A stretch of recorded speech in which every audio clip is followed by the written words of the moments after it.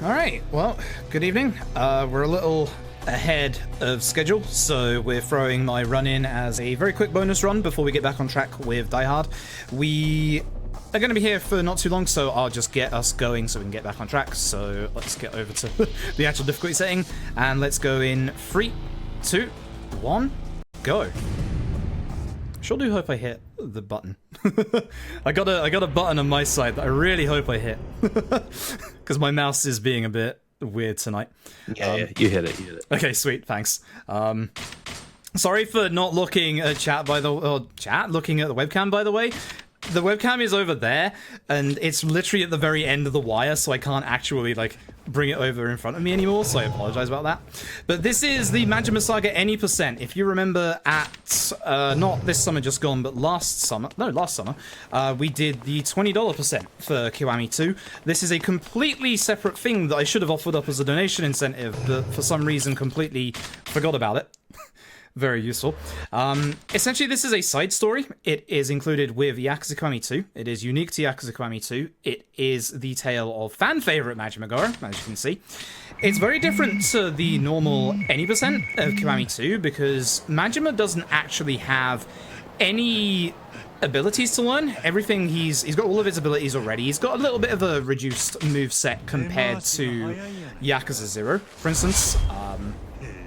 You'll also be seeing us use one move a hell of a lot. Like, you're about to see it right now. So here's some mysterious assassins. I'll talk about the plot in a second. This is essentially the Majima Saga. You spin to win. Literally. Like, the more you spin, the more you win.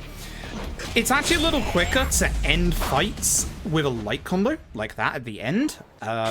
If we were to do a different category here, right now after that fight, you see that email on the right from the man in black, you get certain points during the story here, there will be optional sub-bosses that spawn in around Kamurocho, always in the same place.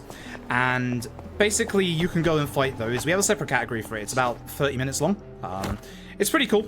It's quite unique. It's just more fighting. With the Majima Saga any %, we're basically going to be going from point A to B, spinning a lot, pretty much just spinning constantly. And yeah, the one other major difference compared to the normal any % is that the enemy fights, the random enemy fights, aren't actually random anymore. They are in fixed positions. It's only a short 3-chapter thing. It's pretty much an epilogue to the events of Yakuza 0.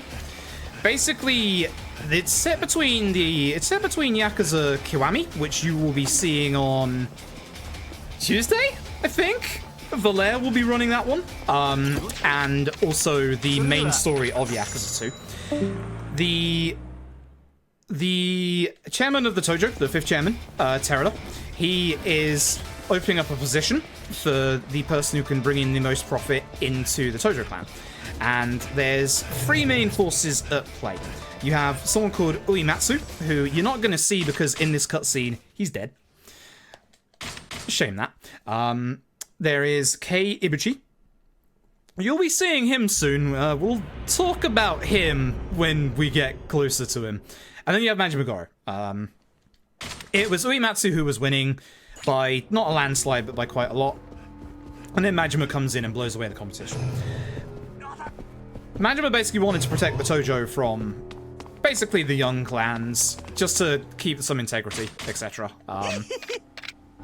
Now, the Uematsu family believe that Majima came across his family, like, laid out on the ground and thought it was the Uematsu lot, which is why he went over there and found that Uematsu was actually dead.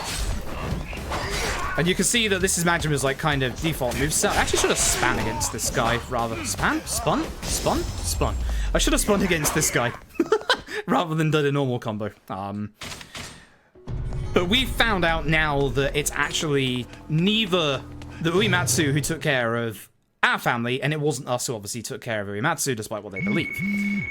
We're now going to go over to the Millennium Tower. We're going to go and see an old friend called the Florist. And Josh, if you've got anything to say in this time, that'd be a great time. All right, sick. Just like to remind everybody about our sponsor of this event. HyperX is sponsoring us. And during ESA Together, the first 800 subs that we receive to ESA will be matched from a donation by HyperX.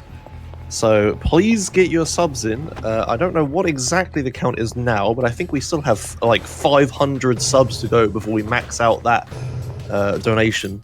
So yeah, please get your subs in. All kind of subs. Tier 3s will count more towards the sub points as well. So that still goes towards it, and you can't forget. Don't forget about your Twitch Primes.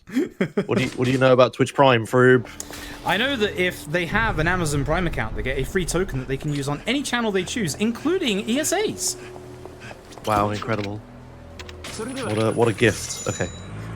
I almost taxied to the wrong place there. That would have been really bad. All right, so we went to see a friend, the florist. The florist has a giant surveillance network over the entirety of Kamurocho. He has given us a little tip that Kawamura, you saw him earlier when we spoke to him outside of the gates of Tojo HQ earlier, has offed a big high-ranking Omi official over here in Sotenbori. You'll recognize that this is Sotenbori if you've played Yakuza 0, and that was the Grand that we went to. Here's some more mysterious assassins. The same lot that attacked us earlier. And I'm really hoping they all get together so that I can spin against all of them at the same time, but they're actually being their allies being very passive today, which, that doesn't happen ever, even on easy. Very bizarre. There's only about like 3 or 4 optional fights that we do. Turn around. There's only 3 or 4 optional fights that we do in the any percent. That's why we have all street bosses, where you actually get a whole bunch more. And again, every fight spawn, you can see, like, if you look down the end of the road here, there isn't a fight spawn there now, but once we go to Odyssey, to see the old owner of Odyssey, to get some more info, you'll see a bit more spawn in.